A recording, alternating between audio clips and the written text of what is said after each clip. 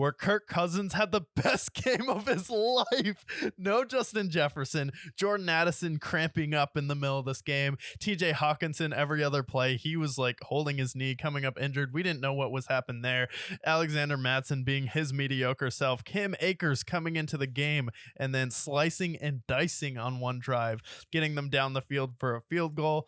And then we had them taking some field goals in this game. Niners end up coming back, but the Vikings were able to do enough to win this game. Brock Purdy turns the ball over. Christian McCaffrey turns the ball over in this game. And then their defense was able to get after it. And then Kirk Cousins was just like, I've never seen him this good in my life. Like, he was on fire on prime time. You have Justin Jefferson putting the chain on him after the game, the top 10 one. Vikings fans going wild. Remy Malik on the sideline calling a great game for Mr. Robot. So it's like, the Vikings were, I'll give you credit for this. This was a team where struggled out of the gate, kind of had that one possession win season last year where they had a negative point differential going into the playoffs, end up losing to the Giants. But you're like, this is a team that could still pull it together. And then we're seeing Jordan Addison emerge as a star without Justin Jefferson there. So it's like, this could honestly,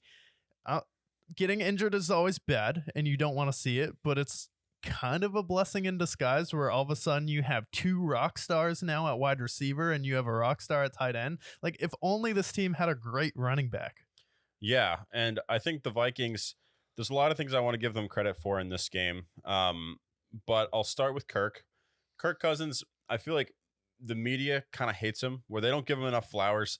You have someone like Cowherd who occasionally gives him his flowers. He gave him the flowers earlier today, but Kirk Cousins, he went out there, he threw for nearly 400 yards. He had 2 touchdowns, completed about 75 to 80% of his passes, played the game of his life, and, you know, give him credit here because everyone calls him primetime Kirk. Doesn't win on primetime. We didn't pick them to win this game. So I want to give credit to Kirk Cousins. I want to give credit to Jordan Addison, who looks like a monster.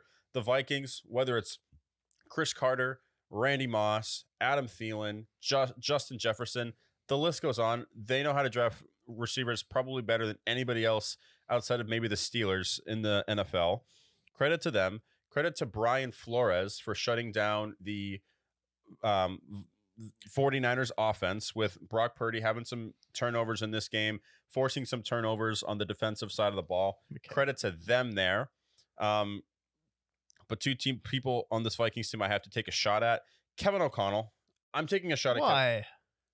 You're on the goal line for 2 consecutive drives and you kick 20 and 21-yard field goals. You could have, the way you were stopping them, you should have went for at least one of those field goals, I think. But if you miss one, you could lose. You would have lost. You would have also possibly won this game 30-17, which looked a lot more impressive. I think the goal line field goals, you don't think that they should have gone for at least one of those? Because they were like 4th and 1 on some of those plays. I mean, they won, though. And then this is a team that doesn't have a good running game. And you're going up against the tough San Francisco 49ers defense where he didn't know that Kirk Cousins was going to continue to have the best game of his life. So they escaped with the W and they were able to get enough. And you mentioned that they're stopping the 49ers, which could explode at any time. So it's like, I would rather him take the 6 points than if they came up empty, they would have lost the game. I think at least one of those field goals they could have gone for. Right on the goal line. But I digress. Greg the Leg.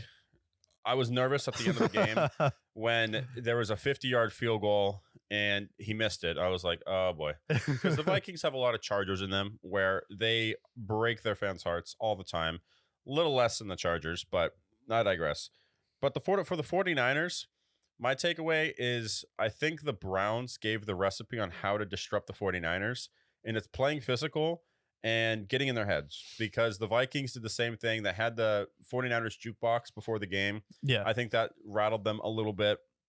And just being physical with the 49ers, I think, is going to give them trouble. Yeah. So that's why I think a team like the Lions or the Eagles can give them a lot of trouble in the playoffs if they face off, because they know, all right, we're going to push around, Christian McCaffrey. We're going to push around Brandon Ayuk, Brock Purdy, get some pressure on them. And not necessarily that they fold necessarily, but it's just their offense just doesn't have that same continuity that you've seen the last 5 or 6 weeks prior to that Browns game. So the 49ers, it shows that, I think that they are a beatable team, Mm. which isn't a crazy statement by any means, but No. there's a recipe to beat them, which I don't think the Eagles and the Lions have to the same degree. Yeah, and I think my problem with the 49ers is I feel like usually the team that comes out the hottest to start the season is not typically the team that ends up being standing there at the end of the year, where we're pressing every single game to blow teams out. We see Trent Williams go down when we're running those tough run plays. We see Christian McCaffrey get banged up, where I feel like you can take the pedal off the gas with someone like McCaffrey. And if your kicker wasn't trash, you probably would have beat the Browns. And then you lost this game because your kicker was trash to the Vikings, where you could have been in this game.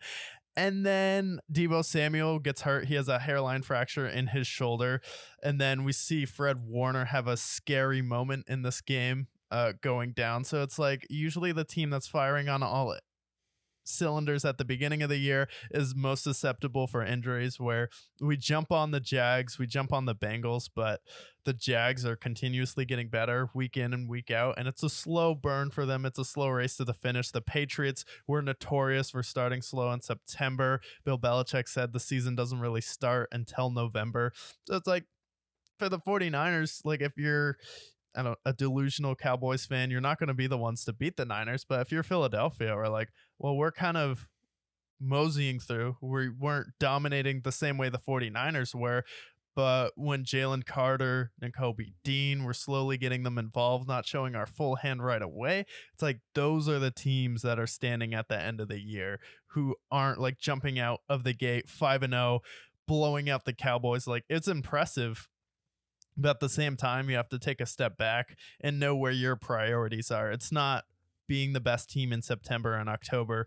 It's being healthy at the end of the year, which the 49ers have been cursed so far, where they had the injury riddled year after they made the Super Bowl. They had all three quarterbacks on their team get hurt last year. So of all the teams that should take their foot off the pedal just a little bit and then re-ramp it up, it's definitely the San Francisco 49ers. So I have faith in them. If Trent Williams is healthy, I think that's really where this team will start to fall apart if he can't be himself. And then if McCaffrey isn't 100% and Debo's banged up, they're not going to make the Super Bowl, because I think Philadelphia would just be a better team with Jalen Carter and all of their young talent. And then Jalen Hurts is definitely a better quarterback than Brock Purdy. And then I will take AJ Brown over Debo as well.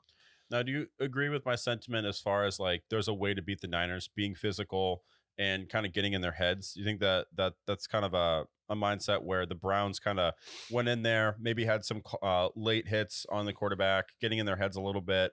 Do you think I'm onto something as far as like being physical is kind of the way to beat the Niners? Yeah, that's how you have to beat all of these like kind of greatest show on turf teams. That's always been the formula, where Bill Belichick would get down, bring them, you have to drag them down in the mud with you, and then make them play a style where they're very uncomfortable. You're not giving them up. You're not giving up big plays. You're making them work for everything. And then when they come over the middle, you got to whack them every single time. So you're definitely onto something there. It's like you have to get in their heads. You have to start it out, get physical. And it's like pretty pathetic that they were able to do it versus the Cowboys, and then the Vikings and the Browns just punk them. So it's like, it's a tough game, like 2-game road trip for the 49ers. So I think they'll bounce back, but you can definitely get down and dirty with this team and get physical. But I think Bosa and Kittle will definitely respond. And Deebo Samuel, I feel like, is really the toughness on that team. And Trent Williams not being there as well. But yeah, you're definitely on the right track there. Yeah, and I think that the Dolphins and the 49ers are, I don't think the Dolphins are quite to the level of the 49ers, mostly because they haven't had the playoff success by any means, and they're not quite as proven. But yeah, I think they're two teams that have a lot of firepower on offense.